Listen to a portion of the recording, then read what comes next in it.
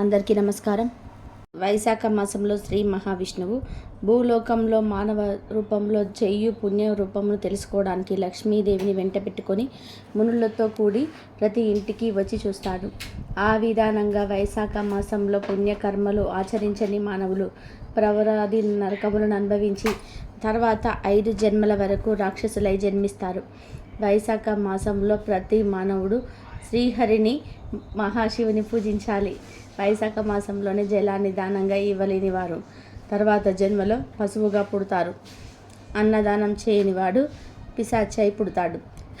ఇలా అన్నదానం వైశాఖ మాసంలో చేయలేని కారణంగా నా తండ్రి ఎలాంటి బాధపడ్డాడో వివరిస్తానో శ్రద్ధగా వినుము అని శృతకీర్తి మహారాజు శృతదేవుడు ఇలా వివరించసాగాడు. పూర్వకాలంలో మా తండ్రి మరణించిన తర్వాత పిశాచి నర్మదా నది తీరం నందు తిరుగుతూ ఆకలి దాహంతో శ్రమపడి ఎంతో తన మాంసాన్ని తానే తింటూ తిండి లేక శరీరం బక్కగా అయింది. ఆ విధానంగా ఒక ఊరు చెట్టు కింద నివసించసాగాడు. ఆకలి చేత దాహం చేత తాను పూర్వజన్మ పాపకర్మల చేత బాధపడుతూ ఆ చెట్టు కింద జీవిస్తున్నాడు. ఆ సమయంలో నేను కాశీయాత్ర పోతూ నర్మదా నది తీరంన వెళ్తున్న నాకు మార్గం మధ్యలో పూర్వ చెట్టుకు సమీపంలో తన మాంసాన్ని తానే తింటూ అరుస్తూ బాధపడుతూ విచారిస్తున్న పిశాచిని చూశాను. అంతటా ఆ పిశాచి నన్ను చూసి నన్ను చంపడానికి వచ్చింది. నా తేజస్సు చూసి ఏం చేయలేక దూరంగా వెళ్ళిపోయింది. ఇక నేను ఆ పిశాచిని చూసి భయపడవద్దు అని చెప్పాను. నేను ఆ పిశాచితో ఇలా అన్నాను, నాయన, నువ్వు విచారించకు. తిండి లేక నువ్వు ఎంత కష్టపడుతున్నావు. నీ శరీరాన్ని నీవే తింటున్నావు. నీ దుస్థితి కారణం చెప్తే దాన్ని నివారిస్తాను అని చెప్పాను. ఆ పిశాచి నేను తన కుమారుణ్ణని తెలియక నాకు ఇలా చెప్పసాగింది. బ్రాహ్మణోత్తమ, నా వృత్తాంతం చెప్తాను వినండి. పూర్వకాలంలో భూవరమునపురంలో సంవృతి అనే వంశంలో మైత్రుడు అనే పేరుతో జన్మించాను. తపము, దానము, విద్య, యాగమందు ఇష్టం కలది సమస్త విద్యలు నేర్చుకొని ఆ విద్యలను ఇతరులకు చెప్పి సర్వతీర్థములు సేవించాను. కానీ వైశాఖ మాసంలోనే లోభము చేత అన్నదానం మాత్రం చేయలేదు. అంతేకాదు, అన్నమును భుజించు కాలమున వచ్చిన అతిథులకైనా సరే పిడికడి భిక్ష కూడా పెట్టలేదు. బ్రాహ్మణోత్తమ, అందువల్ల ఇలా పిశాచినైతిని. ఎంతో కష్టపడుతున్నాను. వేరే కారణం ఏమీ లేదు. కాబట్టి బ్రాహ్మణోత్తమ, నాకు ఒక సహాయం చేయండి. నా గృహంలో మిక్కిలి కీర్తివంతుడైన సుతదేవుడను నా కుమారుడు ఉన్నాడు. అతని దగ్గరికి వెళ్ళి ఇలా చెప్పుము. వైశాఖ మాసంలో అన్నదానము చేయకపోవడం వలన నీ తండ్రి పిశాచి జన్మ ఎత్తాడు. నీ తండ్రి ప్రస్తుతం నర్మదా నది తీరంలో పిశాచిగా ఒక బూరగ చెట్టు కింద తన మాంసము తానే తింటూ పుణ్యలోక ప్రాప్తి లేక కష్టపడుతున్నాడు. కాబట్టి వైశాఖ మాసమందు సూర్యోదయ కాలమందు స్నానం చేసి స్వచ్ఛమైన మనస్సుతో శ్రీహరిని పూజించి జలంతో నా కొరకై పితృతర్పణం ఆచరించి ఒక సద్బ్రాహ్మణుడికి అన్నదానం చేస్తే మీ తండ్రి పాపములు తొలగి విష్ణు సాహిత్యం పొందుతాడని నా కుమారుడికి చెప్పుము అని అన్నాడు. ఇలా నీవు నా కుమారుడికి చెప్పిన నీకు సర్వశుభములు కలుగుతాయని చెప్పాడు. అంతటా తండ్రి మాటలు విన్న నేను ఎంతో విచారించి నా తండ్రికి సాష్టాంగ నమస్కారం చేసి నన్ను నేనే నిందించుకొని కన్నుల వెంట కన్నీరు కార్చాను. ఇక నేను నా తండ్రితో ఇలా చెప్పాను, తండ్రి, నేను నీ పుత్రుడను. దైవవశమున నేను ఇక్కడికి వచ్చాను. నీవు చెప్పిన విధానంగా కర్మను ఆచరించి నిన్ను పాప విముక్తిని చేస్తాను అని చెప్పాను. ఇక నా తండ్రి నన్ను చూసి ఎంతో సంతోషించి, కుమారా, నీవు ఈ తీర్థాటనం వెంటనే పూర్తి చేసుకొని తిరిగి ఇంటికి వెళ్ళి సూర్యుడు మేషరాశిలో ఉండగా వైశాఖ మాసంలో శ్రీహరికి అన్నము నైవేద్యంగా పెట్టి ఒక సద్బ్రాహ్మణుడికి అన్నదానం చేసిన ఎడల మీ యొక్క వంశమంతా తరించి మోక్షం పొందుతారని నాతో చెప్పాడు. అంతటా నేను నా తండ్రి చెప్పిన విధానంగా తీర్థయాత్రలను సేవించి నా ఇంటికి చేరి వైశాఖ మాసంలో అన్నదానమును చేసి తిని దానివల్ల నా తండ్రి పిశాచ జన్మ నుండి నా వద్దకు వచ్చి నన్ను ఆశీర్వదించి దివ్యమైన విమానం ఎక్కి విష్ణులోకం పోయాడు. కాబట్టి మహారాజా, వైశాఖ మాసమందు చేయు అన్నదానము జలదానం అంటే పరుల దాహం తీర్చటం, విసనకర్ర దానం చేయటం, మజ్జిగతో దాహం తీర్చటం జన్మల పాపాలను పోగొట్టి తుదకు మోక్షం పొందేలా చేస్తాయని శృతదేవుడు శృతకీర్తి మహారాజుతో చెప్పాడని, నారదుడు అంబరీషునితో చెప్పాడని. ఈ కథను వైశాఖ మాసంలో వినటం, చెప్పటం, చదవటం వల్ల జన్మల పాపాలు పోతాయి, సకల ఐశ్వర్యాలు కలుగుతాయి, సకల శుభాలు కలిగి తుదకు విష్ణులోకం ప్రాప్తిస్తుంది. ఈ పవిత్ర కథను విన్నా, చదివినా, చెప్పినా ఎంతో పుణ్యం వస్తుంది. వైశాఖ పురాణంలోని మొదటి అధ్యాయంలోని ఆ పవిత్ర కథ గురించి తెలుసుకుందాం. సూత మహాముని సౌనకాది మహర్షులతో ఇలా పలికాడు. మహర్షులారా వినండి. రాజర్షి అయిన అంబరీషుడు బ్రహ్మ మానసపుత్రుడైన నారదుడిని చూసి నమస్కరించి ఇలా అడుగుతాడు. ఓ మహర్షి, మీరు అన్ని మాసముల మహత్యమును వివరించారు. అన్ని మాసముల యందు వైశాఖ మాసం మిక్కిలి ఎంతో పవిత్రమైనది.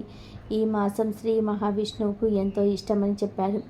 ఈ వైశాఖ మాసం శ్రీ మహావిష్ణువుకు ఇష్టం కావడానికి కారణమేమిటి? ఈ మాసంలో విష్ణు ప్రీతికై ఏం చేయాలి? మానవులు ఆచరించవలసిన దానమును, వాటి ఫలమును వివరించవలసిందిగా కోరుతున్నాను. అలాగే పూజ, దానము ఏ దైవాన్ని ఉద్దేశించి చేయాలి, వాటి ఫలితం ఎలా ఉంటుంది, అన్ని విషయాలను నా యందు దయ ఉంచి వివరించండి అని వేడుకున్నాడు. దానికి నారదుడు ఇలా అన్నాడు. అంబరీష వినుము అని ఇలా పలికాడు. పూర్వం ఒకప్పుడు నేను బ్రహ్మను మానసమయమను మాస ధర్మమును వివరించమని కోరాను. దానికి బ్రహ్మదేవుడు ఇలా చెప్పాడు. నారద, శ్రీ మహావిష్ణువు లక్ష్మీదేవికి మాస ధర్మములు చెబుతూ ఉండగా విన్నాను. నీకిప్పుడు శ్రీ మహావిష్ణువు లక్ష్మీదేవికి చెప్పిన విషయాల గురించి చెప్తాను, శ్రద్ధగా వినుము. మాసములన్నిటిలోనూ కార్తీకము, మాఘము, వైశాఖము ఎంతో పవిత్రమైన మాసాలు. ఈ 3 మాసాల్లో వైశాఖము మిక్కిలి ఉత్తమమైనది. వైశాఖ మాసం ప్రాణులకు తల్లి వలె సదా సర్వాభిష్టాలను కలిగిస్తుంది. ఈ మాసం మందలు ఆచరించే స్నానము, పూజ, దానము మొదలైనవి పాపములన్నిటిని నశింపచేస్తాయి. ఈ మాసంలో చేసిన స్నాన, పూజ, జప, దానాదులను దేవతలు సైతం తల వంచి గౌరవిస్తారు. విద్యలలో వేద విద్య వలె, మంత్రములలో ఓంకారం వలె, వృక్షములలో దివ్య వృక్షం వలె, కల్పవృక్షం వలె, ధేనువులలో కామధేను వలె, సర్వసప్తములలో శేషముని వలె, భక్షులలో గరుత్మంతుడి వలె, దేవతలలో శ్రీ మహావిష్ణువు వలె, ఇష్టమైన వాటిలో ప్రాణం వలె, నదులలో గంగా నది వలె, కాంతి కలవారిలో సూర్యుని వలె, ఆయుధములలో చక్రం వలె, ధాతువులలో సువర్ణము వలె, విష్ణు భక్తుల రుద్రుని వలె మాసములన్నిటిలోనూ వైశాఖ మాసం ఎంతో ఉత్తమమైనది. శ్రీ మహావిష్ణువుకి ఎంతో ఇష్టమైన ఈ వైశాఖ మాసాన్ని మాధవ మాసం అని కూడా పిలుస్తారు. విష్ణుప్రీతి కలిగించు మాసములలో వైశాఖ మాసంకు సాటి అయినది లేదు. సూర్యుడు మేషరాశిలో ఉండగా వైశాఖమున సూర్యోదయానికి ముందే నదీ తటాకములలో స్నానం చేస్తే ఎంతో మహాపుణ్యం వస్తుంది. ఆ తర్వాత శ్రీ మహావిష్ణువును, లక్ష్మీదేవిని పూజిస్తే ఎంతో పుణ్యం వస్తుంది. ప్రాణులు అన్నం తిని సంతోషించినట్టుగా శ్రీ మహావిష్ణువు వైశాఖ స్నానం ఆచరించిన వారి విషయంలో ఎంతో సంతోషిస్తాడు. అలా వైశాఖ స్నానం ఆచరించిన వారికి అన్ని వరములను ఇవ్వడానికి సిద్ధంగా ఉంటాడు. వైశాఖ మాసమున ఒక్కసారి మాత్రమే స్నానమును, పూజను చేసినను పాప విముక్తుడై విష్ణులోకాన్ని చేరుకుంటాడు. వైశాఖ మాసమున వారం రోజులు స్నానం ఆచరించిన కొన్ని వేల అశ్వమేధ యాగాలను చేసినంత మహాపుణ్యం వస్తుంది. స్నానం చేయ శక్తి లేకపోయినా సరే, స్నానం చేయాలని సంకల్పంతో ఉన్నా సరే అతను 100 అశ్వమేధ యాగాలు చేసినంత మహాపుణ్యం పొందుతాడు. సూర్యుడు మేషరాశిలో ఉండగా వైశాఖ స్నానము నది, ఏరులో చేయవలనని సంకల్పించుకున్నవాడై ఆసక్తుడై ఉన్నాను. కొంత దూరమైన ఇటు నుండి ప్రయాణమైన వాడు వైశాఖమున నదీ స్నానం సంకల్పం దృఢముగా ఉన్నచో విష్ణు సాహిత్యం పొందుతాడు అని లక్ష్మీదేవికి శ్రీ మహావిష్ణువు చెప్పినట్టు బ్రహ్మదేవుడు నారదుడికి చెప్పగా అంబరీష మహారాజుతో నారదుడు చెప్పాడు. కాబట్టి అంబరీష మహారాజా, సర్వలోకములందు తీర్థ దేవతలు భూమిపై నదీ తటాకం సెలయేరులో వైశాఖ మాసంలో ఉంటారు. కాబట్టి వీరు చేసిన సర్వ పాపములు పొడగొట్టుకోవాలి అంటే ఈ మాసంలో అలాంటి జలంలో పవిత్ర స్నానం చేస్తే సర్వ పాపాలు తొలగి యముడి నుండి తప్పించుకుంటారు, విష్ణులోకం పొందుతారు. మానవులు ఈ వైశాఖ మాసంలో ఇలా జలంలో స్నానం చేస్తే సర్వతీర్థ దేవతల శక్తి వల్ల ఆ జీవి చేసిన సర్వ పాపాలు వరించును. సర్వతీర్థములలో సూర్యోదయం మొదలు 6 గడియల వరకు ఈ భూమి మీద నదీ జలంలో ఆ దేవతా శక్తులు ఇమిడి ఉంటాయి. ఆ జలంలో ఈ మాసంలో స్నానం చేస్తే వారికి ఎలాంటి పాపాలైన పోయి మోక్షం లభిస్తుంది. వారు శ్రీ మహావిష్ణువు లోకాన్ని పొందుతారు. ఈ మాసంలో సూర్యోదయమైన 6 గడియల తర్వాత తీర్థదేవతలు తమ తమ స్థానంలోకి పోతారు. మళ్ళీ తర్వాత రోజు సూర్యోదయానికి ముందుగా భూమిపై జలములో ప్రవేశించి స్నానం చేసిన మానవుల పాపాలను నశింపచేస్తాడు. కాబట్టి అంబరీష మహారాజా, వైశాఖ మాసం ఎంతో పవిత్రమైనది అని నారదుడు అంబరీష మహారాజుకు చెప్తాడు. వైశాఖ మాసంలో ప్రతి మానవుడు వైశాఖ పురాణాన్ని వినాలి, లేదంటే చెప్పాలి, లేదంటే చదవాలి. ఇలా చేసిన వారి పుణ్యం మన్నింపలేనిది. నారద మహర్షి అంబరీష మహారాజుతో వైశాఖ పురాణ మహత్యం గురించి వివరిస్తున్నాడు. నారద మహర్షి అంబరీష మహారాజుతో ఇలా అంటున్నాడు. రాజా, పూర్వకాలంలో ఎంతో భక్తి కలిగిన త్యాగశీలుడైన శత్రువులను జయించిన హేమాంగుడు అనే రాజు ఉండేవాడు. ఆ రాజు గోదానము, భూదానము, తిలదానము, సువర్ణదానము వంటి మహాదానములు చేశాడు. అనేక వేల బ్రాహ్మణుడు సంతృప్తపరిచాడు. కానీ వైశాఖ మాసంలో దేవతాదానం చేయలేదు. నీరు సులభంగా ఎక్కడైనా దొరుకుతుంది. కానీ ఆ నీటిని వైశాఖ మాసంలో దానం ఇవ్వడం వల్ల కలిగే పుణ్యకార్యం వరింపలేనిది. ఆ మహారాజు వైశాఖ మాసమందు జలదానం చేయనందున మహాపాపం కలిగి 3 జన్మల వరకు గాన కోయిలగాను, తర్వాత 1 జన్మలో గద్దగాను, తర్వాత 7 జన్మల వరకు కుక్కగాను జన్మించాడు. ఆ విధానంగా హేమంగుడు మిథిలా రాజ్యానికి రాజు. సుతకీర్తి అనే రాజు ఇంట్లో వలిగా పుట్టాడు. ఆ రాజ్యంలో రాజుగారి కోట ముందు వాకిట్లలో ఉన్న గోపురం ద్వారంపై సంచరిస్తూ ఈగలు, పురుగులు మొదలైన వాటిని తింటూ 87 సంవత్సరాలు గడిపాడు. ఇలా ఉండగా ఒకరోజు సుతకీర్తి మహారాజు ఇంటికి సుతదేవుడు అని ముని మార్గంలో ఆలస్యం మధ్యాహ్న సమయం అయ్యేసరికి విశ్రమించడానికి రాజగోపురం దగ్గరికి వచ్చాడు. శృతదేవుని చూసి శృతకీర్తి మహారాజు ఎంతో సంతోషించి పాదములు కడిగి ఆ నీటిని శిరస్సు పైన చల్లుకున్న క్రమంలో ఆ నీటి బిందువులు కొన్ని ఆ వాకిలి దగ్గర ఉన్న బల్లిపైన పడి ఆ బల్లికి పూర్వజన్మ జ్ఞానం కలిగింది. ఆ విధానంగా బల్లి పూర్వజన్మలో తాను చేసిన పాపపుణ్యాలను తెలుసుకుంది. ఇక శృతదేవుని చూసి, విప్రోత్తమ, నన్ను రక్షించండి అని బల్లి పలికింది. మానవ వాక్కుతో మాట్లాడుతున్న బల్లిని శృతదేవుడు గ్రహించి ఆశ్చర్యం పొంది ఆ బల్లితో ఇలా అన్నాడు. ఓ బల్లి, ఏ పాప కర్మల వల్ల నీకు ఈ విధమైనటువంటి జన్మ కలిగింది? అసలు నీవెవరు? నీవు ఎలా ఇక్కడికి వచ్చావు? రాజువా, మహానుభావుడువా అని చెప్పి ప్రశ్నించాడు. అప్పుడు బల్లి శృతదేవునితో ఇలా పలికింది. మహానుభావ, నేను ఇక్ష్వాకు వంశంలో పుట్టినవాడును. అన్ని వేదాలు నేర్చుకున్నాను, అన్ని దానాలు చేశాను, ధర్మం తప్పక రాజపాలన చేశాను. అయినా కూడా నేను 3 జన్మలందు గాన కోయిలగాను, 1 జన్మలో గద్దగాను, 7 జన్మలో కుక్కగాను పుట్టి ప్రస్తుతం సుతకీర్తి మహారాజుని పాదములు కడిగిన నీరు శిరస్సుపై చల్లుకునే కొన్ని నీటి బిందువులు నా పైన పడి నాకు పూర్వజన్మ జ్ఞానం కలిగింది. ఇంకా నేను ఈ బల్లి జన్మ 21 సార్లు ఎత్తాల్సి ఉంది. ఆ జన్మను తప్పించుకునే మార్గం చెప్పి నన్ను రక్షించండి మహానుభావ అని పలికింది. అంతటా శృతదేవుడు తన దివ్య దృష్టితో జరిగింది తెలుసుకొని బల్లితో ఇలా చెప్పాడు. ఓ బల్లి, నీవు పూర్వజన్మలో రాజువై ఏమైనా మంచి పనులు చేసినా శ్రీ మహావిష్ణువుకు ఇష్టమైన వైశాఖ మాసంలో జలదానం చేయటం మర్చితివి. నీవు సులభంగా ఎక్కడైనా లభిస్తుంది. ఇలాంటి చిన్న దానం ఎదుర్కొంటున్నావు. అమృతం సేవించటం వలన దేవతలు అమరులయ్యారు. అదే విధానంగా సమస్త పాపాలు నశింపచేసినట్టే జలదానం మాత్రం నీవు చేయలేదు. అందుకే నీకు ఈ దుస్థితి కలిగింది. కాబట్టి ఓ బల్లి, వైశాఖ మాసమందు నేను చేసిన పుణ్యమును నీకు ధారపోస్తాను. ఆ పుణ్యం వల్ల నీకు ముక్తి లభిస్తుంది. ఆ విధానంగా సుతదేవుడు పరమ పవిత్రమైన వైశాఖ మాస వ్రత ఫలితాన్ని బల్లిగా ఉన్న హేమంగునకు దారం పోశాడు. ఇలా సుతదేవుడు పుణ్యాన్ని ధారపోయగా బల్లి రూపంలో ఉన్న రాజుకి తన పూర్వజన్మలోని పాపాలని నశించి దివ్య రూపం ధరించి సుతదేవుడికి నమస్కరించి అనుమతి తీసుకొని దివ్య విమానం ఎక్కి విష్ణులోకం పోయాడు. అక్కడ 10,000 సంవత్సరాలు భోగాలు అనుభవించి మళ్ళీ భూలోకంలోని రాజుగా జన్మించాడని నారద మహర్షి అంబరీషునితో చెప్పసాగాడు. ఈరోజే వైశాఖ మంగళవారం. ఈరోజు ఎవరైతే కరుల గౌరీ నోమును కథను వింటారో వారి ఇంట్లో లక్ష్మీదేవి డబ్బుకు లోటు ఉండదు. తెలిసి తెలియక చేసిన పాపాలన్నీ పోతాయి. కోటి జన్మల మహాపుణ్యం వస్తుంది. ఇంట్లో దానానికి లోటు ఉండదు. మీ ఇంట్లో ఉన్న దరిద్రం మొత్తం ఈ రోజుతో పోతుంది. అన్ని రకాల దోషాలు పోతాయి. మరి ఈరోజు తప్పక వినవలసిన కరుల గౌరీ నోము కథను ఇప్పుడు విందాం. పూర్వం అవంతి పట్టణంలో ఒక బ్రాహ్మణ కుటుంబం నివసిస్తూ ఉండేది. వారు ఎంతో భాగ్యవంతులు, ఎంతో ఆస్తిపరులు ఉన్నాయి. కాబట్టి ఆ బ్రాహ్మణుడికి 5 కొడుకులు ఉన్నారు. ఆ 5 కొడుకులకు పెళ్లి జరిగి భార్యలతో ఉన్నారు. వారిలో 5వ కోడలు కరుల గౌరీ నోము పట్టింది. ఆమె రోజు సూర్యుని ఆరాధిస్తూ ఉండేది.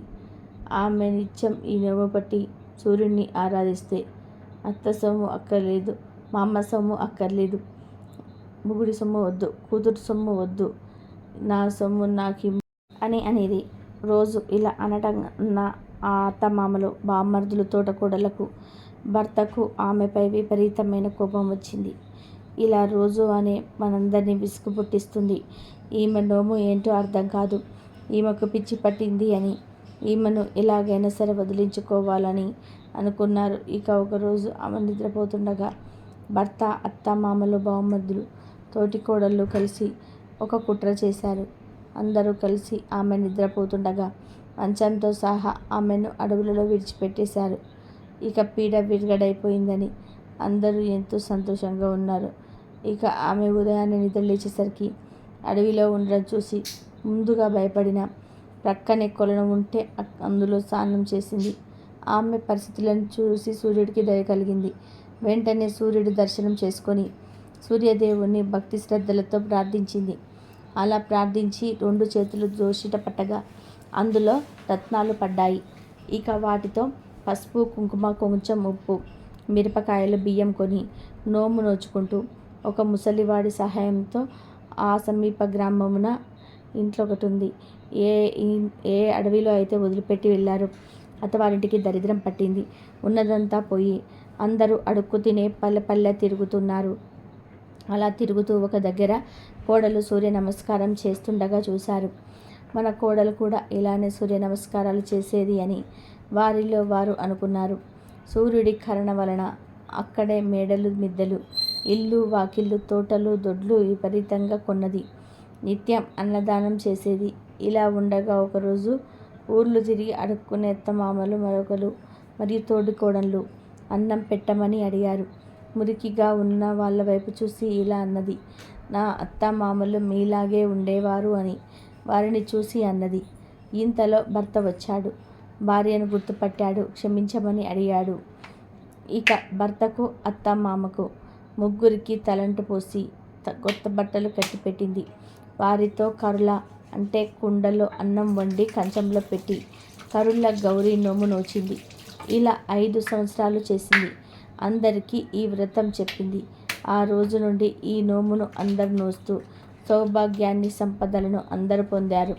ఈ కథను ఎవరైతే విన్నారో వారికి దీర్ఘ సుమంగళి యోగం కలుగుతుంది. వ్రతం చేసిన ఫలితం దక్కుతుంది. ఇక మీ ఇంట్లో అన్ని శుభాలే కలుగుతాయి. ఈరోజు అదృష్టం ఉన్నవారు మాత్రమే ఈ కథను వింటారు.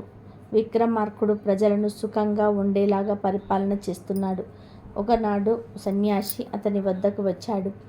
రాజు ఆ సన్యాసితో గౌరవించాడు. మహారాజు వినయ విధేతలకి, భక్తి ప్రవర్తులకి ఆ సన్యాసి ఎంతో సంతోషించి ఆశీర్వదిస్తూ ఒక పండును ప్రసాదించాడు. అయితే ఆ పండు ఏం చేయాలో మాత్రం చెప్పలేదు. ప్రతిరోజు ఆ సన్యాసి రావటం, ఒక పండుని తెచ్చి వెళ్ళిపోవటం. విక్రమార్కుడు ఆ పండుని దాచమని పక్కనే ఉన్న కోశాధికారికి ఇవ్వటం. ఇలా జరుగుతూ వస్తుంది. ఒకరోజు సన్యాసి వరం ఇచ్చేసరికి విక్రమార్కుడు సమీపంలో ఒక కోతి ఉంది. అదేమో ఆశగా ఆ పండు వైపు చూస్తుంది.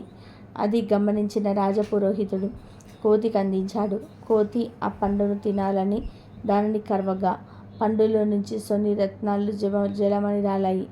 అది చూసి విక్రమార్కుడు చాలా ఆశ్చర్యపోయి అంతవరకు దాచి ఉంచిన పళ్ళను టిండిగుడు తెప్పించి పగలగొట్టించి చూడగా అది విలువైన రత్నాలు ఉన్నాయి. అప్పుడు రాజు ఆ సన్యాసి వైపు తిరిగి, చేతులు జోడించి ఇలా అన్నాడు. మహాత్మా, ఇలాంటి పొలంలో నాకు ఎన్నో రోజుల నుంచి ఇస్తున్నారు. ఒక్కొక్క పొలంలో రత్నాల విలువ అపారం. నా నుండి మీరేం ఆశిస్తున్నారు? నేను నీకు చేయవలసిన సేమ్ ఏమి అని వినయంగా ప్రశ్నించారు. అప్పుడు ఆ సన్యాసి ఇలా అన్నారు. రాజా, నేను తపస్సుకు సంబంధించిన ఒక మహాకార్యదేశం చేయడానికి నిర్ణయించుకున్నాను. అది సక్రమంగా నెరవేరాలి అంటే నాకు నీ వంటి సాహసము, ఔదార్యము, పరాక్రమము కలవాని అవసరం ఎంతో ఉన్నది. నీ నుండి ఆ సహాయం కోరుకొనుటకే ఇలా చేశాను అన్నాడు. నేను చేయవలసిన పని ఏమిటి అని అడిగాడు విక్రమాదిత్యుడు. దానికి ఆ సన్యాసి ఇలా చెప్పాడు. రాబోయే బహుళ పక్షము నాటి అమావాస్య రాత్రి నేను తపస్సు చేయుటకు 5 మాత్రమే కలిగి ఉండి ఒంటరిగా రావాలి. అలా అనగానే వచ్చి ఏం చేయాలని విక్రమాదిత్యుడు అన్నాడు. దానికి ఆ సన్యాసి చెప్పాడు. అక్కడికి కొన్ని ఆవిడ దూరంలో ఒక పెద్ద మర్రి చెట్టు ఉంటుంది. ఆ మర్రి చెట్టు కొమ్మకి ఒక శవం వేడుతుంది అంటుంటాడు. ఆ శివ శరీరాన్ని నేను తపస్సు చేసిన చోటుకు తేవాలి అని చెప్పి సన్యాసి అన్నాడు. దానికి అలాగే అని అంగీకరించాడు విక్రమార్కుడు. మళ్ళీ విక్రమార్కుడు ఇలా అన్నాడు. మళ్ళీ నేను రావాల్సిన ప్రదేశం అని అడిగాడు. దానికి ఆ సన్యాసి ఇలా చెప్పాడు. నేను తపస్సు చేసే స్థలం చేరుకున్నందుకు గుర్తులు చెప్తాను, జాగ్రత్తగా విని అంటూ ఆ ప్రదేశం చాలటానికి మార్గదర్శకులు గుర్తులు వెళ్ళారు. ఇక బహుళపక్షం అమావాస్య రానే వచ్చింది. ఆ రాత్రి విక్రమార్కుడు కత్తి పట్టుకొని ఒంటరిగా బయలుదేరి సన్యాసి తపస్సు చేసుకునే స్థలం చేరుకున్నాడు. ఇక సన్యాసితో విక్రమార్కుడు ఇలా అన్నాడు. ఆ మర్రి చెట్టు ఎక్కడుందో, నేనేం చేయాలో చెప్పండి అని అడిగాడు. విక్రమార్కుడు చూస్తూ చాలా ఆనందం పొందిన ఆ సన్యాసి ఇలా చెప్పాడు. ఇక్కడికి దక్షిణ దిక్కుగా నేను చెప్పిన మర్రి చెట్టు ఉంది. దానికి వేలాడే శవాన్ని నువ్వు ఎక్కడికి తేవాలి. శవాన్ని మోసుకు వస్తున్నప్పుడు ఆ శవం నిన్ను పలకరిస్తుంది, మాటలాడించబోతుంది అని అనగానే శవం మాట్లాడమా అని ఆశ్చర్యపోయాడు విక్రమార్కుడు. ఇక సన్యాసి ఇలా చెప్తున్నాడు. అది మామూలు శవం కాదు. ఆ చెట్టు మీద బేతాళుడు నువ్వు శవాన్ని భుజానికి ఎక్కించుకోగానే ఆ బేతాళుడు ఆ శవాన్ని ఆవేస్తాడు, నిన్నేమో ప్రశ్నలు వేస్తాడు. వాడు ప్రకలించిన నువ్వు బదులు చెప్పకు. నువ్వు మాట్లాడావో, నోరు విప్పావో శవంలోని బేతాళుడు వెనక్కి వెళ్ళిపోతాడు. ఆ బేతాళుడే నా తపస్సును ఆటంకం కలిగిస్తున్నాడు. వారిని నెత్త మీద పెట్టుకొని నిశ్శబ్దంగా మౌనంగా ఇక్కడికి తెచ్చావు.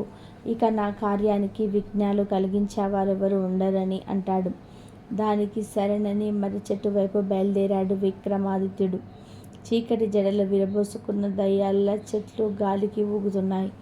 గుండెలో జతరింపచేసేలా ఏవేవో అక్షరకూతలు, జంతువుల అరుపులు విక్రమార్కుడికి వినిపిస్తున్నాయి. వీటిని విరవకుండా మర్రి చెట్టును చేరుకున్నాడు అతను. అక్కడి వాతావరణం మరియు భయంకరంగా ఉంది. నేల మీద మానవ కపాలాలు, స్వేచ్ఛగా తిరుగులాడుతున్న భయంకర సర్పాలు, ఎక్కడి నుండో నక్క ఈలలు, తోడేళ్ల అరుపులు, గుడ్ల గువ్వల నవ్వులు. వేటికి లెక్క చేయకుండా మూలలో కత్తితో మర్రి చెట్టు వైపు చూశాడు రాజు. మర్రి చెట్టు మహా వికృతంగా ఉంది. దాని కొమ్మకి శవం వేలాడుతుంది. ఇక అతను చెట్టెక్కాడు. శవానికి కట్టిన తాళమును కత్తితో ఛేదించాడు. అంతే, ఆ తాళ్ళు తెగిపోయాయి. శవం మాట్లాడడం మొదలుపెట్టింది. దాన్ని పట్టుకోబోతే అది ఎలా స్థానానికి పోతుంది? ఓహో, ఈ శవ శరీరంలోనే బేతాళుడున్నాడనమాట అనుకొని విక్రమార్కుడు శవానికి ఉన్న తాళాన్ని కోరుతూనే దానిని గట్టిగా పట్టుకొని నెత్తి మీద పెట్టుకొని బంధించి చెట్టు దిగి మౌనంగా నడవసాగాడు. అప్పుడు బేతాళుడు రాజా అని పిలిచాడు. విక్రమార్కుడు పలకలేదు, మౌనంగా ఉండిపోయాడు. అయినా వదలలేడు బేతాళుడు ఇలా అన్నాడు. విక్రమార్కుడు, మహివల్ల నేను నీ అలసట తెలియకుండా ఈ నిషీదిలోని నడిచి వేసుకురాకుండా ఒక కథ చెప్తాను, సరేనా, వింటావా అన్నాడు. అతను అవునని కానీ కాదని కానీ ఏమీ అనకుండా నిశ్శబ్దంగా ఉండిపోయాడు. విక్రమార్కుడు శవాన్ని మూసుకుంటూ నడవసాగాడు. మళ్ళీ బేతాళుడు ఇలా అన్నాడు. కథ చెప్పాక నేను నిన్ను ఒక ప్రశ్న వేస్తాను. ఆ ప్రశ్నకి నీవు సమాధానం తెలిసినా కూడా చెప్పకపోయావో తక్షణమే నీ తల 1000 ముక్కలవుతుంది. కనుక జాగ్రత్తగా విను. కథ మొదలు పెడుతున్నాను. బేతాళుడు హెచ్చరిస్తున్నట్లే అని మొదటి కథ చెప్పడం మొదలుపెట్టాడు. ఇక విక్రమార్కుడు నోరు మెదపకుండా నడుస్తూ కథ వినసాగాడు. రాజా శివపార్వతి అనే పురం ఉండేది. దానిని యశంకేతుడు అనే రాజు పరిపాలించేవాడు. అతను దేశ బ్రాహ్మణుల శక్తి కలవాడు. అంతేకాకుండా గొప్ప రాజకీయవేత్త కూడా. తన వేగుల అంటే రహస్యంగా ఇతరుల దేశముల విషయాలు తెలుసుకునేవాడు. వారి ద్వారా ఇతర దేశాల రహస్యాలను సేకరించేవాడు. పనికొచ్చే సమాచారం తెలిసిన వేగులకు చక్కని బహుమానాలన్నీ కూడా విరివిగా జీతాలను ఇచ్చేవాడు. మాకెప్పుడు ఈ రాజే కావాలని ప్రజలు కోరుకునే రీతిలో అది చక్కగా ధర్మంగా రాజ్యపాలన చేస్తుండేవాడు. ప్రజలు ఎంతో సంతోషంగా ఉండేవారు. ఆ నగరానికి బయట ఒక కాళికాలయం ఉండేది. ప్రతి సంవత్సరం ఆ దేవికి తప్పకుండా జాతర చేసేవారు. ఆ ఆలయానికి ఎదురుగా ఒక కోనేరు ఉన్నది. జాతరని చూడడానికి వచ్చిన స్త్రీలు ఆ కోనేరులో స్నానం చేసి శుచిగా దేవిని ఆరాధించేవారు. ఒక ఏడు ఉత్సవం నాడు కొందరు ఆడవాళ్ళు కొలనులోకి స్నానం చేస్తున్నారు. మరో దేశం నుండి ఎక్కడినోకో వెళ్తున్నారు. తోవలో ఉన్న ఈ చోటుకి అనుకోకుండా వచ్చిన ధవలుడు అనే రజకుడు కోనేరులో స్నానమాచరుతున్న ఒక స్త్రీని చూశాడు. అతడికి ఆ సౌందర్యవతి మీద విపరీతమైన మోహం కలిగింది. ఈమె నాకు భార్య అయినచో కొంతకాలం కాపురం చేశాక నా శిరమును నీకు బలి ఇచ్చుకుంటాను అని ఆలయంలోని కాలికి మొక్కుకొని దేవికి పూజలు చేసి ఆమెను వెంటాడి ఆమె ఇంటి గుర్తులు చూసుకొని తానే పని మీద బయలుదేరాడో అది మర్చిపోయాడు. తన దేశానికి తిరిగి వచ్చి ఆ యువతి యందు ప్రేమతో రోజు రోజుకి కృషించిపోసాగాడు. అతని తల్లిదండ్రులు కొడుకు పరిస్థితి చూసి అయోమయంలో పడిపోయారు. ధవలుడు మంచం పట్టేశాడు. ఇక తల్లిదండ్రులు ఆరాటము భయము ఆపుకోలేక కొడుకుతో మాట్లాడారు. సంగతేమిటి అని అడిగారు. అతను కూడా ఏదీ దాచుకోకుండా జరిగిందంతా కూడా చెప్పాడు. అతడు ఇచ్చిన గుర్తులను బట్టి శోభావతిపురానికి వచ్చి కనుకోగా ఆమెకు కూడా వారి పురమేనని తెలిసింది. అందుకు వారికి సంతోషించి 6 పెద్దల్ని కలుసుకొని నా కొడుకు మీ అమ్మాయి యందు మనసును లగ్నం చేసుకున్నాడు. ఆమె అతనికి ఎంతో ఇష్టం. నా బిడ్డకు మీ పుత్రికనిస్తారా అని అడిగారు. తప్పకుండా మాకు అంగీకారమే అని చెప్పారు అమ్మాయి తల్లిదండ్రులు. ఇక కొద్ది రోజుల్లోనే ధవలుడికి ఆమెకు వివాహం జరిగిపోయింది. తర్వాత ధవలుడు తన భార్యతో స్వగృహానికి వచ్చి సుఖంగా ఉండసాగాడు. కొంతకాలం గడిచింది. అప్పుడు ధవలుడి బామర్ది వచ్చాడు. అతడికి సోదరి అంటే ఎంతో ప్రేమ. బావా, నిన్ను మా సోదరిని మా తల్లిదండ్రులు ఇంటికి తీసుకురమ్మన్నారు. నీ తల్లిదండ్రుల అనుమతి పొందాను. ఇక మీదే ఆలస్యం అన్నాడు. ధవలుడు అభ్యంతరం చెప్పలేదు. వారిని తీసుకొని బావమర్దితో తన అత్తవారింటికి వెళ్ళాడు. వారు ముగ్గురు ప్రయాణం చేసి శోభావతి నగరం పొలిమేరలు చేరారు. అలసి ఉన్నవారు కాళికాలయం కోనేరు చూసినసరికి ధవలుడికి గతం గుర్తుకొచ్చింది. దేవికి తాను మొక్కిన మొక్కు మనసులో మెదిలింది. అంతే. భార్యకు కానీ బామ్మర్దికి కానీ చెప్పకుండానే దేవాలయంలోకి వెళ్ళి తన శిరస్సును కాలికి బలి ఇచ్చాడు. బావ ఏమన్నాడో తెలియక పిరికి వస్తానని బయలుదేరాడు బామ్మర్ది. ఆ ప్రాంతమంతా తిరిగి అతను చివరికి ఆలయంలోకి వచ్చాడు. తల తెగి పడి ఉన్న భార్య చూశాడు. అసలు ఇంకేం తోచలేదు. తన కూడా తల నరుక్కొని బావగారి పక్కనే పడిపోయాడు. తన సోదరుడు బావమ్మని వెతకడానికి వెలిగినవాడు కూడా ఎంతకీ రాకపోవడంతో వారిద్దరిని వెతకడానికి ఆమె బయలుదేరింది. వెతికి చివరికి ఆమె కాళికాలయం చేరింది.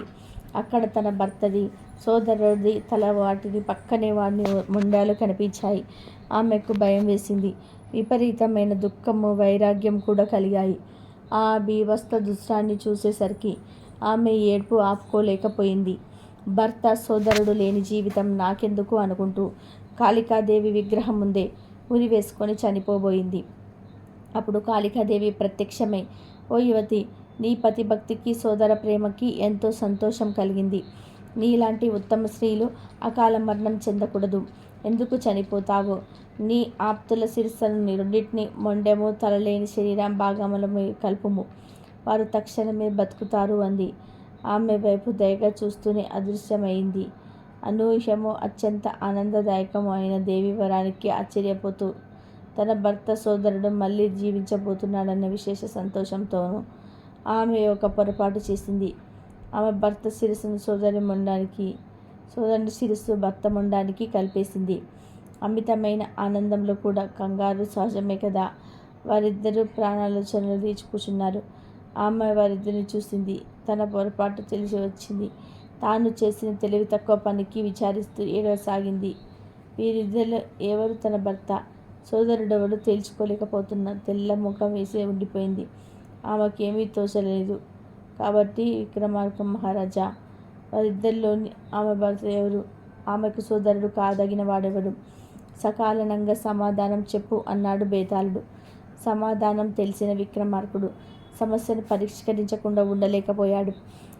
ఇక విక్రమార్కుడు నోరు విప్పి సర్వేంద్రియానం నయనం ప్రధానమని, సర్వ ఇంద్రియాలనం శిరస్సు ప్రధానమని పెద్దలు చెప్పిన న్యాయం ధర్మం.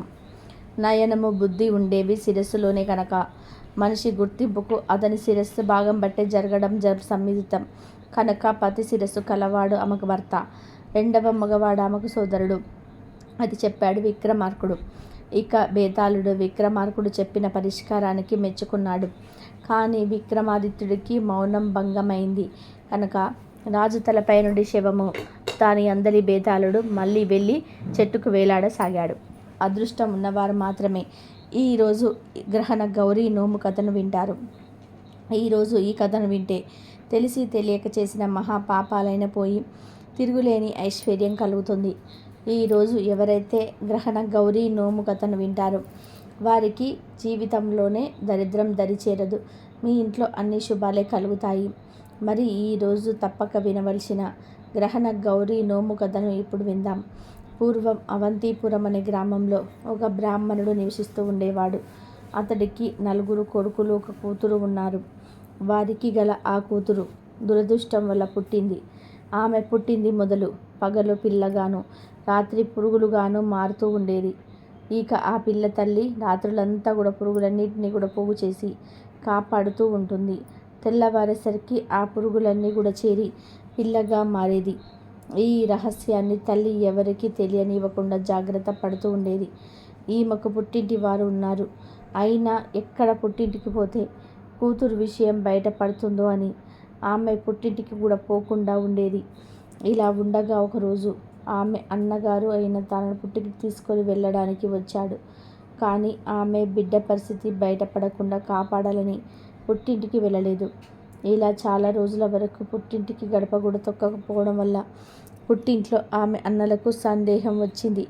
ఇలా ఉండగా ఒకరోజు పెద్ద పండుగ రాగా ఆమె పెద్దన్న ఈమె ఇంటికి వచ్చి తప్పక రావాలని పట్టుబట్టాడు. రానని ఎంత చెప్పినా ఆమె పెద్దన్న వినకుండా పట్టుబట్టి పుట్టింటికి ఈ పండుగకు రావాల్సిందే, లేకపోతే మన బంధుత్వం తెగిపోతుంది అనగా ఇక ఆమె చేసేది లేక వెళ్ళాలని నిర్ణయించుకుంది. ఇక ఆమె 4 కోడలను పిలిచి తన కూతుర్ని నేను వచ్చే వరకు చక్కగా చూడాలని చెప్పింది. కానీ పెద్ద కోడలు 3 అందుకు అంగీకరించలేదు. ఇక చిన్న కోడలు దానికి ఒప్పుకుంది.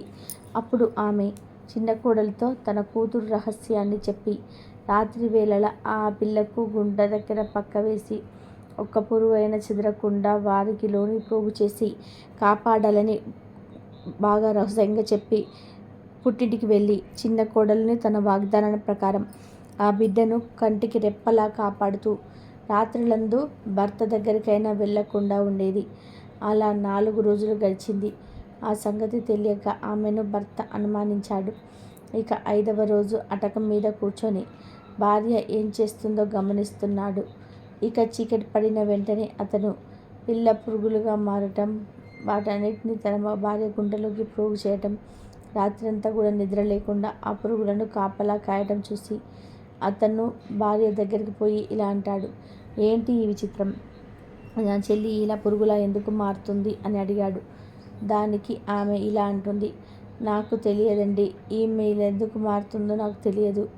అత్తగారి ఆజ్ఞ ప్రకారం నేను ఇలా అత్త వచ్చే వరకు చేయాలని చెప్పింది అంటుంది. ఇక అది విని అతను ఎంతో బాధపడి ఆ రహస్యాన్ని ఎలాగైనా సరే తెలుసుకోవాలని పట్టుదలతో అతను అరణ్యానికి పోయి తపస్సు చేయడం మొదలుపెట్టాడు. అంతలో ఆ త్రోవలో పోతున్న పార్వతీ పరమేశ్వర్లు అతన్ని పిలిచి ఈ తపస్సుకు కారణం ఏంటి అని అడుగుతారు. ఇక పార్వతీ పరమేశ్వరులకు దాన్ని నమస్కరించి తన చెల్లి రాత్రి గురువుగా మారటం జరిగిందంతా కూడా వివరిస్తాడు. అప్పుడు పార్వతీదేవి అతనితో ఇలా అంటుంది, ఓ చిన్నవాడ, నీ చెల్లెల పూర్వజన్మయందు రజస్వలయి ఆ దోషాన్ని ఇంట్లో కలిపెను. ఆ పాప ఫలితంగా ఆమె ఇంట్లోన జన్మమున రాత్రివేళ పురుడుగా మారుతుందని చెప్పింది. అది విని అతను ఇలా అంటాడు, తల్లి, నా చెల్లెలికి ఆ పీడ ఎలా పోతుందో తెలుపమని పాదముల పడి ప్రతిమిలాడాడు. ఇక పార్వతీమాత దయతలిచి ఈ విధంగా చెప్తుంది, నాయనా, నువ్వు బాధపడకు. నీ చెల్లెలతో గ్రహణ గౌరి నోము చేయించు. అప్పుడు ఆమెకు ఆ పీడ తొలగిపోతుందని చెప్పి అదృశ్యమయ్యాడు. ఇక చిన్నన్న ఎంతో సంతోషంతో ఇంటికి వచ్చి చెల్లెలతో ఆ నోము చేయించగా ఆమె ఆ దోషం మొత్తం పోయి రాత్రి కూడా పురుగులుగా మారకుండా బాలికగానే ఉంటూ ఉంది. అంతలో ఆమె తల్లి పుట్టింటి దగ్గర నుండి వచ్చి చిన్న కోడల దగ్గర నుంచి కూతుర్ను తీసుకొని పోయింది. ఇక రాత్రి అయింది. ఆ రాత్రి పెద్ద పురుగులుగా మారకుండా ఉండడం చూసి తల్లి ఆశ్చర్యపోయింది. ఇక చిన్న కోడలికి ఈ విషయం చెప్పగా ఇక చిన్న కోడలు జరిగిందంతా కూడా చెప్తుంది. అంతటా చిన్న కోడలి విశ్వాసానికి, చిన్న కొడుకు పట్టుదలకు, పార్వతీదేవి దయకు సంతోషించి అందరూ సుఖంగా జీవించారు. ఈ గ్రహణ గౌరీ నోము సూర్యగ్రహణం రోజు పట్టిన క్షణంలో పసుపు, కుంకుమ, బియ్యము, పిండి, ప్రతి, బెల్లం, ఆకు, పోక పందిర్లో పెట్టి గ్రహణం విడిచినంతనే వాటిని ఇంట్లో పెట్టాలి. ఆ తర్వాత ఆ రోజు నుండి 9 రోజుల వరకు గౌరీదేవిని పూజించాలి. 9 రోజుల తర్వాత 9 పద్మములు వేసి 9 ఒత్తులతో జ్యోతులు వెలిగించి 9 అట్లు నైవేద్యంగా పెట్టాలి. ఆఖరి రోజు ఆకులు, పొగలు, అట్లు కొత్త జల్లెల్లో పెట్టి పాత జల్లెడ మూత వేసి ముత్తైదువులకు వాయనం ఇవ్వాలి. దీంతో గ్రహణ గౌరీ నోము ముగుస్తుంది. ఎంతో పవిత్రమైన ఈరోజు సర్వ దుఃఖాలను పొడగొట్టి కంద బచ్చలి వ్రత కథను ఈరోజు ఎవరైతే వింటారో వారికి ఆ శివ పార్వతుల అనుగ్రహం కలిగి తిరుగులేని రాజయోగం కలుగుతుంది. ఈ కథను ఎవరు వినటం వలన అదృష్టంగా భావించాలి. ఈరోజు ఈ కథను విన్నవారికి జీవితంలో దుఃఖాలు అనేటివి దరిచేరవు. వారికి సకల శుభాలు కలుగుతాయి. మరి ఈరోజు ఆ తప్పక వినవలసిన కంద బచ్చలి వ్రత కథను ఇప్పుడు విందాం. పూర్వం కూడినము అనే పట్టణంలో సింధు దేశంలో ఉన్నది. ఆ పట్టణంలో కౌండిన్య నామంతో ఒక బ్రాహ్మణుడు ఉండేవాడు. అతని భార్య పేరు గుణశీల. ఆమె వివాహం జరిగిన దగ్గర నుండి ఎప్పుడు చూసినా ఏడుస్తూనే ఉండేది. ఆ బ్రాహ్మణుడి జంటకు కొడుకులు, కూతుళ్ళు, కోడళ్ళు ఉన్నారు. ఆ గుణశీలకు అన్ని భాగ్యాలు, భోగభాగ్యాలు ఉన్నాయి. కానీ నిరంతరము ఆమె ఎందుకు ఏడుస్తుందో ఎవరికి అర్థం అయ్యేది కాదు. బయట ఈమె ఏడుపు విని ఏంది ఈవిడ ఎలా ఏడుస్తుంది, ఆ అరుపు వింటుంటే దరిద్రానికి సంకేతంగా ఉంది అని తిట్టుకునేవారు. ఈమె ఏడవడానికి ఏదో ఒక వంక చూసుకునేది. పిల్లి చచ్చినా, ఇంట్లో బల్లి చచ్చినా, వీధిలో కుక్క చచ్చినా దాన్ని ఒడిలో పెట్టుకొని ఏడుస్తూ ఉండేది. కానీ విధి మాత్రం ఆమెకు అనుకూలంగా లేదు. అలా ఒకరోజు ఇంట్లో పిల్లి చనిపోతే దాన్ని ఒడిలో పెట్టుకొని ఏడుస్తూ కూర్చుంది. ఆమె ఎప్పుడైతే దానిని ఒడిలో పెట్టుకొని ఏడిచిందో వెంటనే ఆ పిల్లి చచ్చింది కాస్త బ్రతికి లేచి వెళ్ళిపోతుంది. ఏంది ఈ వింత అని ఏడుపు మానింది. మరలా తెల్లవారింది. ఇంట్లో ఒక బల్లి చనిపోయింది. దాన్ని కూడా ఒడిలో పెట్టుకొని ఏడుస్తూ ఉంది. అక్కడ కూడా ఆశ్చర్యం జరిగింది. ఆమె ఒడిలో పెట్టి ఏడవటం మొదలు పెట్టగానే ఆ బల్లికి తిరిగి ప్రాణం వచ్చి అలా వెళ్ళిపోయింది. ఆమె జరిగింది చూసి ఏడవడానికి కారణం లేకుండా పోయిందే అని ఇంకా ఏడవటం మొదలుపెట్టింది. ఇలా ఉండగా ఒకరోజు వీధిలో కుక్క చనిపోయింది. దాని దగ్గరకు పోయి ఒడిలో పెట్టుకొని ఏడ్చింది. ఒక్క దెబ్బకు ఆ కుక్క బతికి బయటపడింది. అది చూసి ఇదేంది దేవుడా, నాకు మనస్ఫూర్తిగా ఏడిచే స్వతంత్రం కూడా లేకుండా చేస్తున్నావు అని బోరున ఏడవడం మొదలుపెట్టింది. అదంతా చూసిన జనానికి ఇదేదో వింతగా అనిపించింది. అలా వారు అటువైపు విచిత్రంగా చూడసాగారు. ఇలా ఏడవడానికి కుదరటం లేదు అని ఒక ఉపాయం చేసింది. బయట తేలును తీసుకొచ్చి ఇంట్లో చింతపండు గుడ్డలో ఉప్పు పాత్రలలో తేళ్లను జర్లను ఉంచింది. కూతుర్లు, కోడళ్ళు అలా వంట నిమిత్తం చేతులు ఆ బుట్టలో పెడితే వారితో పాటు కూర్చొని ఏడవచ్చని ఆమె ఆలోచన. కానీ విధి మాత్రం ఆమెకు వ్యతిరేకంగా ఉంది. కోడళ్ళు, కూతుర్లు వాటిలో తమ చేతులు పెట్టగా ఆ తేళ్ళు, జర్లు వస్తువులుగా అయిపోయాయి. అంతేకాదు తమ కొడుకుల పాములు ఉంచేది. అలా పాములు కరిచి కొడుకులు చచ్చిపోతే ఏడవవచ్చని అలా చేసేది.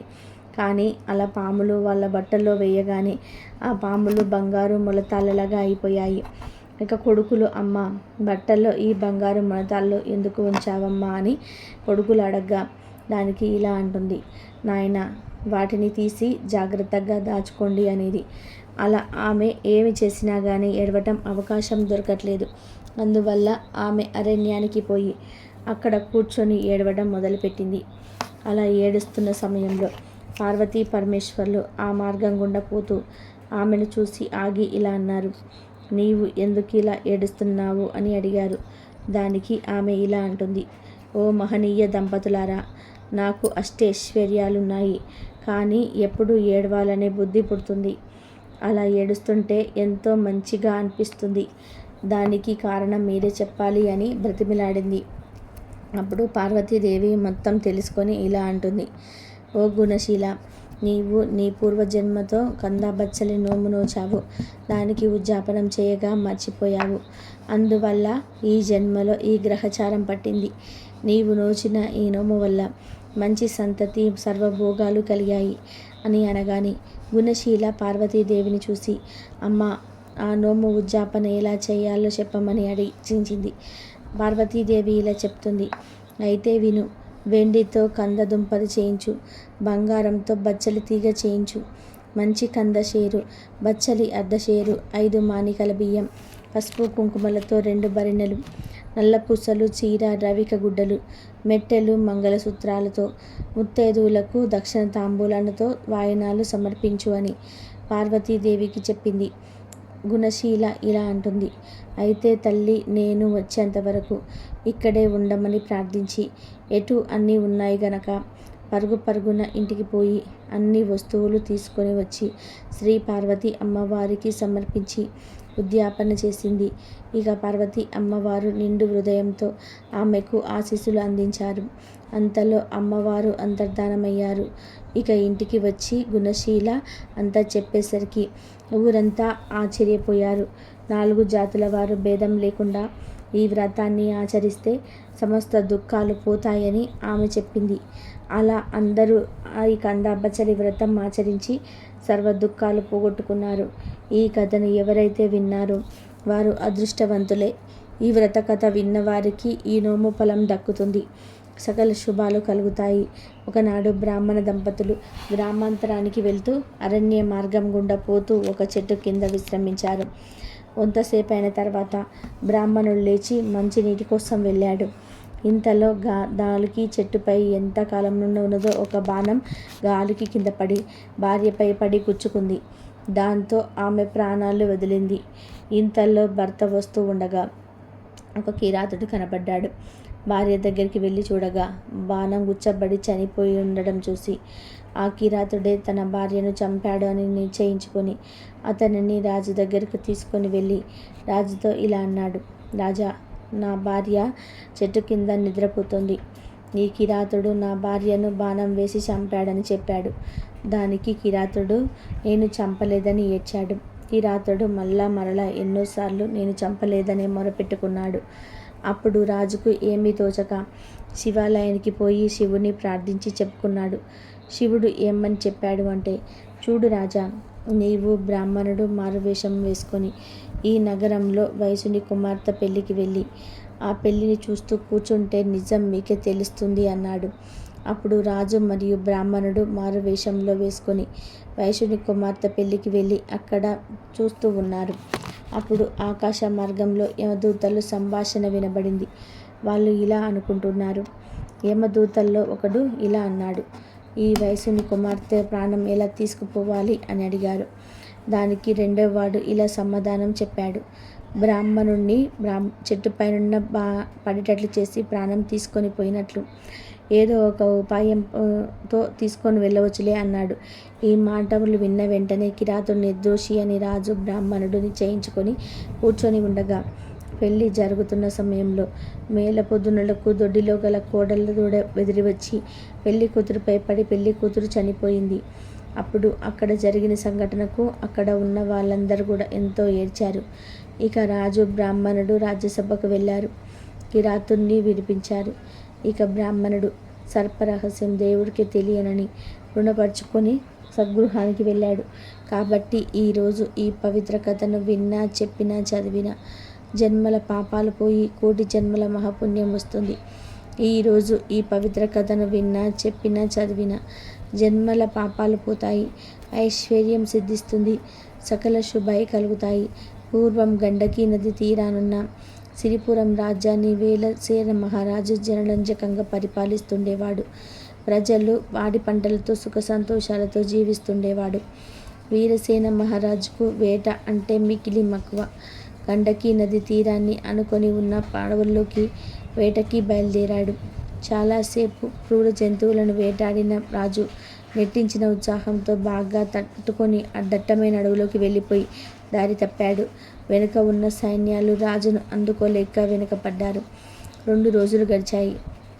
రాజు జాడ కోసం సైన్యాలు 4 భాగాలుగా విడిపోయి 4 దిక్కులా గాలించి అది కష్టం మీద 3వ రోజున రాజు జాడ కనుక్కొని అతందరూ ఒక చోటకు చేరుకున్నాడు.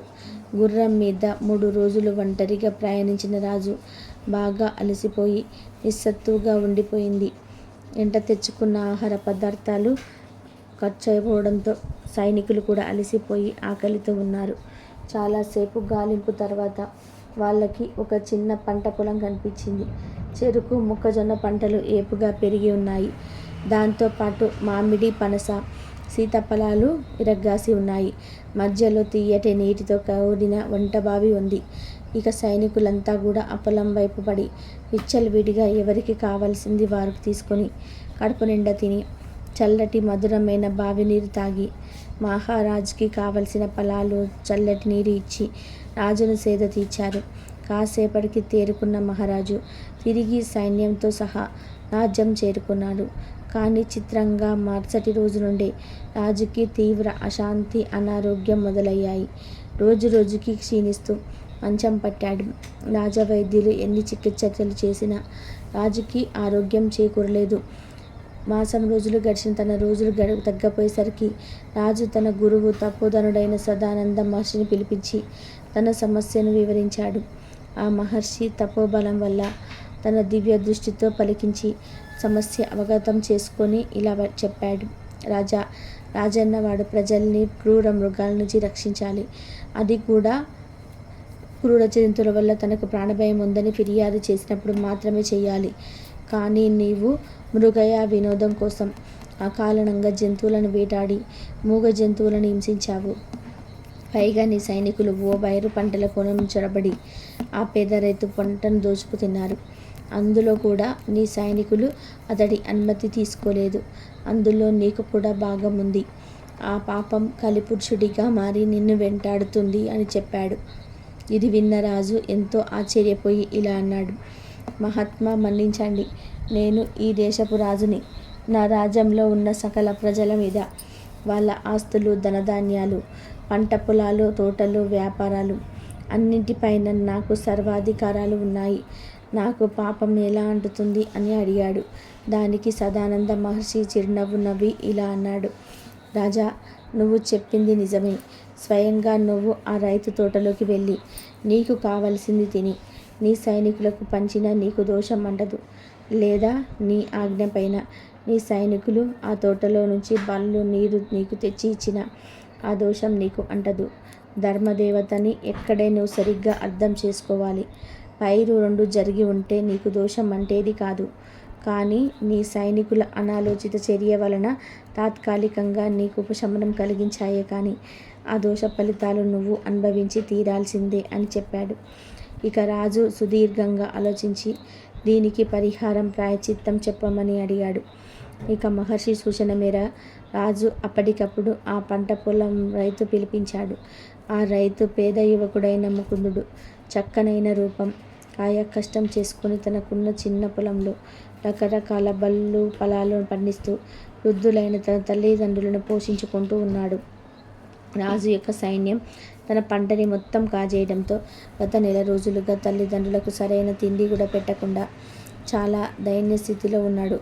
ఇక రాజు అతన్ని క్షమాపణలు చెప్పి తమ పరిహారంగా 1000 బంగారు నాణాలు బహుకరించాడు. ఇక ఆ పేద రైతు మహదానందపడి ఇలా అన్నాడు, రాజా, ఈ బహుమానంతో జీవితాంతం నా తల్లిదండ్రులని అసలు ఏ లోటు లేకుండా ప్రేమగా పోషించుకుంటాను అంటూ రాజుకి కృతజ్ఞతలు చెప్పి వెళ్ళిపోయాడు.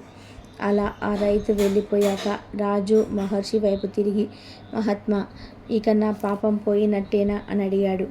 దానికి ఆ మహర్షి ఇలా అన్నాడు, రాజా, రాజైన వాడు ఎప్పటికప్పుడు ధర్మశాస్త్రాలను, నీతి శాస్త్రాలను క్షుణ్ణంగా అధ్యయనం చేయాలి, లేదా ఎవరి దగ్గర నుంచి అయినా సరే తెలుసుకుంటూ ఉండాలి. ప్రస్తుతానికి నీ పాపం కొంత ఉపశమించినట్లే, కానీ నీ వల్ల ఆ పేద రైతు కుటుంబం మొత్తం నెల రోజుల పాటు అకారణంగా క్షుద్బాధ అనుభవించాల్సి వచ్చింది.